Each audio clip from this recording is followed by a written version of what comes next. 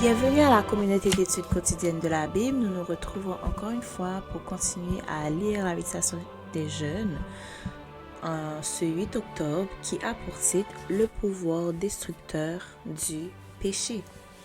Le texte pour aujourd'hui se trouve dans Romains 6 versets 12 à 14 qui nous dit ceci: Ne mettez aucune partie de votre corps à la disposition du péché et mettez votre corps tout entier au service de Dieu. Comme une arme pour la justice, le péché en effet n'exercera pas sur vous sa maîtrise. David était un homme selon le cœur de Dieu, mais qui a aussi commis des erreurs graves et qui lui ont coûté cher. Et l'adultère qu'il a commis avec Bathsheba, ainsi que l'assassinat d'Uri, son mari, en font partie. David a essayé de cacher son péché, mais Dieu l'y a confronté par l'intermédiaire du prophète Nathan.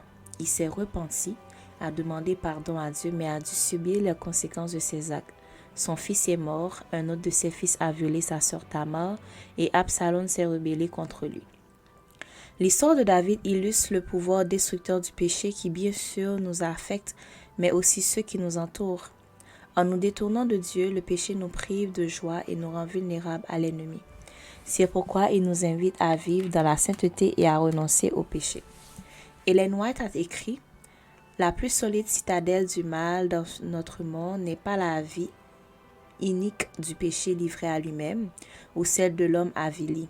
Il s'agit de la vie de celui qui semble vertueux, honorable, noble, mais qui se laisse aller à une faute qui cède à une faiblesse.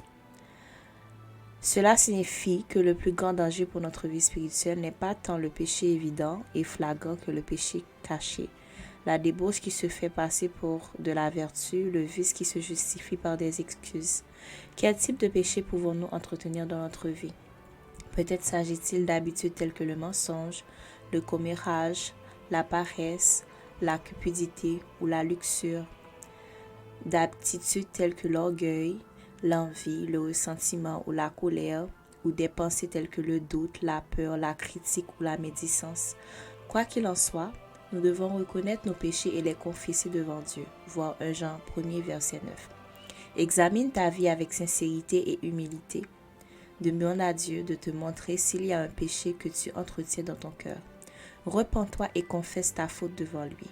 Ne te contente pas d'une apparence extérieure de piété, mais cherche à transformer intérieurement ton caractère.